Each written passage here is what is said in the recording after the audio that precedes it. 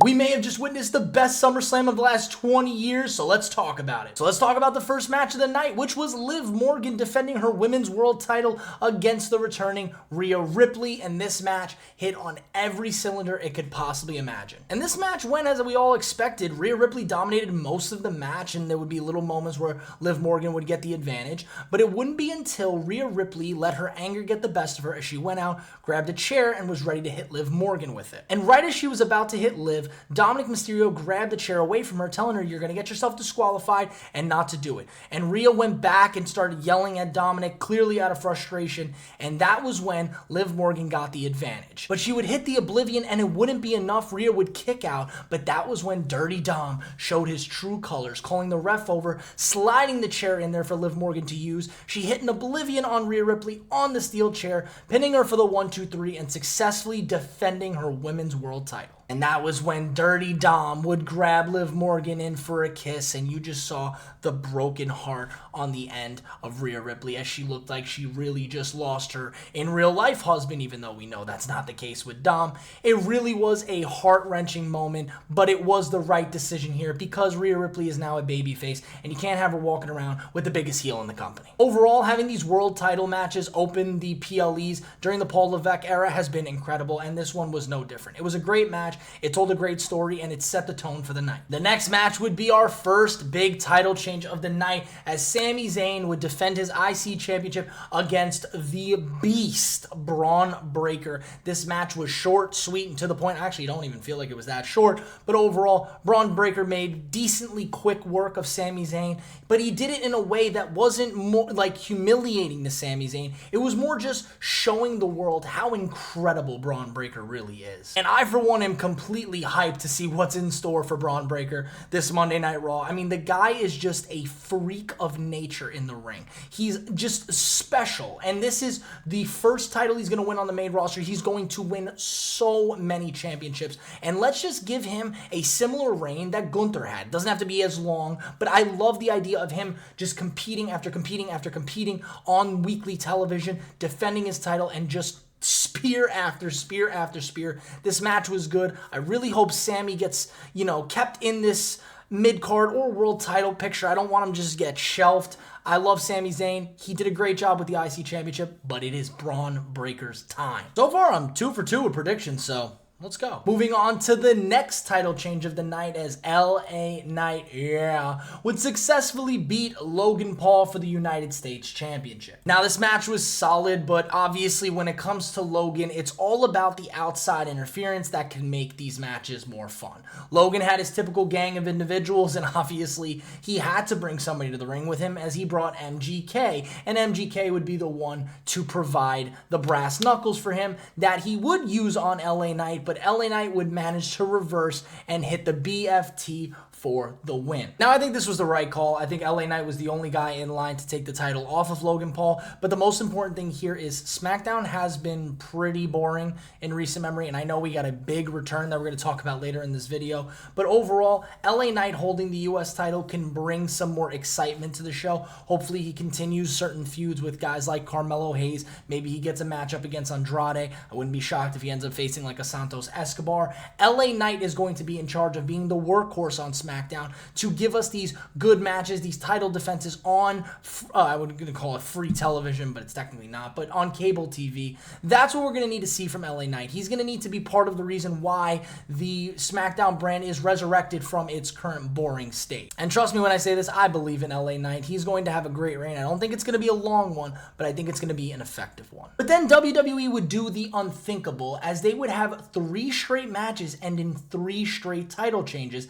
as Nia Jax would beat Bayley for the WWE Women's Championship. Now, I know we see Tiffany Stratton in the picture. Did she cash in? No. However, she attempted to cash in as she came running out to the sound of "It's Tiffy time," running in with the referee and her Money in the Bank, and everyone kind of thought to themselves for a second, are we about to see this cash in? But no. It all seemed like it was a plan for her to help out Nia Jax, and that's exactly what it did. It distracted Bayley. Bayley got hit with 2 straight annihilators, and Nia Jax would become your new WWE Women's Champion. Now, if you don't know, I'll let you know. I'm a huge Nia Jax fan. I've become a huge fan of her since she came back to the company and showed how much she improved her craft. And I think this was an extremely well-deserved title win. I'm very happy for her. And if you take out the idea of Nia Jax, the character she portrays on SmackDown, and you just go and watch her talk in like the post-match interviews, she seems like such a genuine and nice person. She seems so appreciative to be back in the company, and that's the kind of thing that you want to see from your new champions, and it was amazing. Now, another reason I put Tiffany Stratton here is because we all know that is going to be how this ends. She's going to eventually turn on Nia Jax and cash in her new pink, beautiful Money in the Bank that Nia Jax actually got for her, and it's going to be great, but we'll get to that down the line. Overall, just want to say Nia Jax, it's awesome to see her get her title win, and I'm intrigued to see what they do on SmackDown. Next up would be the only non-title match on the card, as CM Punk would take on Drew McIntyre with Seth freaking Rollins as the special guest referee, and this match delivered to the amount I thought it would. I don't think this is going to be the last interaction between the two, no matter how much Drew McIntyre tries to tell us. It's not going to be. But it did make sense the way it all ended up, because CM Punk would let himself lose this match with the whole aspect of the bracelet. At one point, Drew McIntyre, got the bracelet, and Punk ended up ripping it off of his arm, and it gets thrown out because of the fight going back and forth. Seth Rollins picks it up, puts it on his wrist just to hold it for now, but CM Punk would let that distract him, and he would get all pissed off at Seth, and it would cause a whole bunch of chaos. In the end of the day, what you're going to find out from this is CM Punk screwed CM Punk. But the match itself was fine. I think CM Punk is still going to take a little bit of time to get back into the groove of things. I know that Drew was going to dominate this match regardless, but there were a few times where I watched CM Punk and, you can kind of see the age showing. But overall, they did a great job. Seth was hilarious as a ref, as we all expected him to be, and I hope we get to see more special guest referees in the future, because it just reminded me of how much fun special guest referee matches are. So yes, this match was good. I expect that we're going to see more over the coming months, and honestly, Drew was the right guy to win here. Technically, I haven't predicted a match wrong yet. I did predict that Tiffy would cash in, but I did say Nia would win the match, so I'm rolling right now. How is Monday Night Raw about to get even better than it already is? Because Gunther would become your new World Heavyweight Champion by beating Damian Priest. And listen, I'm a big Cody Rhodes fan. The match after this was incredible. The moment that occurs in that match, incredible. But this, to me, was the match of the night. This was one of the best wrestling matches I had watched. Just chest slaps, power bombs, you name it. Purebred, 2 big men wrestling. It was amazing to watch. And honestly, the ending made it even better, because there wouldn't just be one Judgment Day betrayal tonight. There would be another,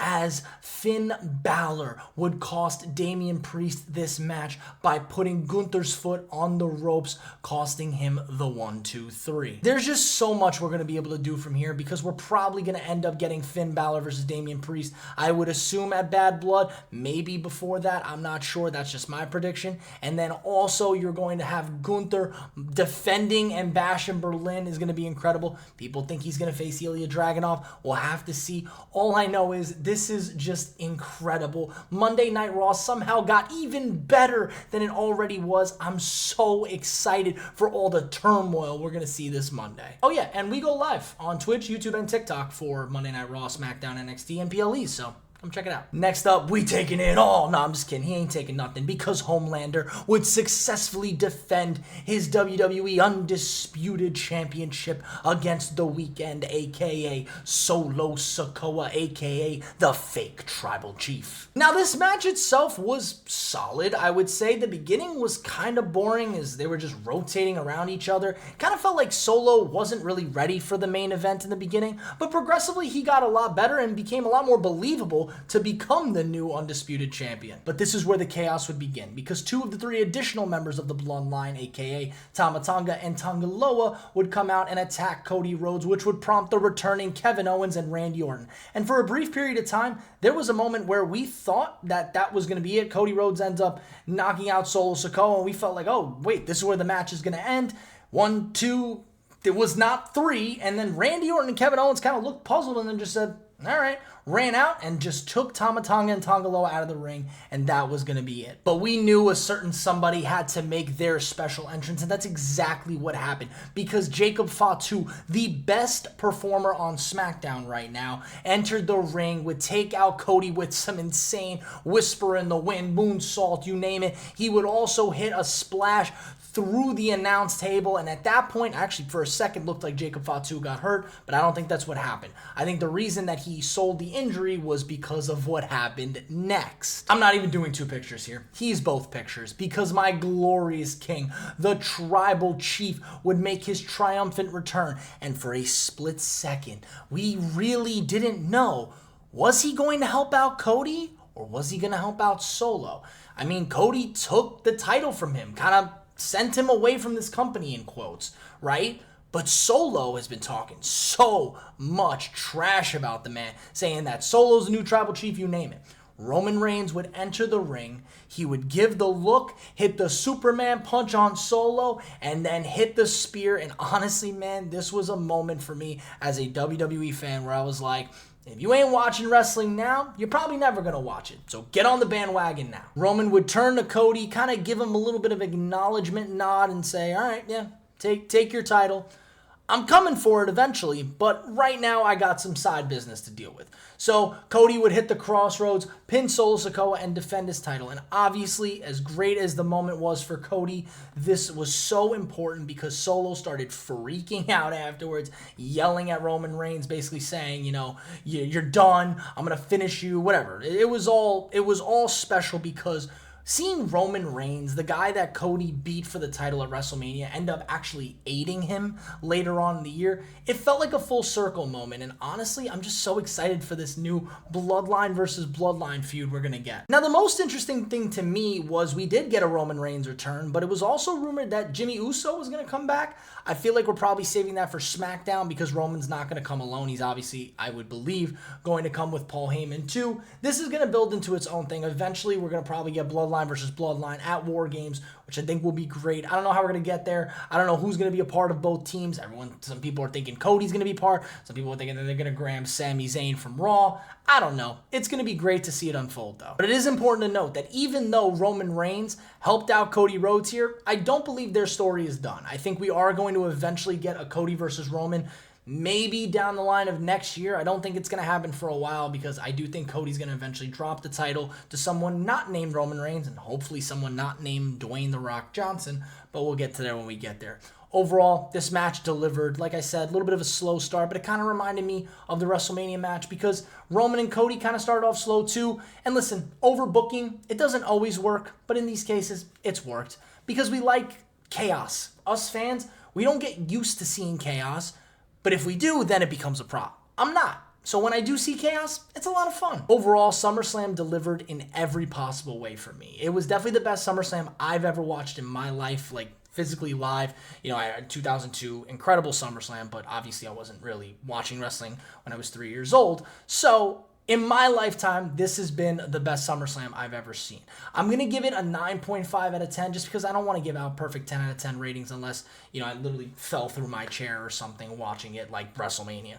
But I'm going to give this a 9.5 out of 10 because this show delivered. It was perfect. And it reminded everybody that even though you may get some mid PLEs, you know, mid five match PLEs over the Paul Levesque era, those big ones, the Royal Rumble, Survivor Series, and WrestleMania and SummerSlams, they're always going to deliver. Let me know what you all thought in the comments below. Thank you guys for watching. I'll catch you guys next time. Peace.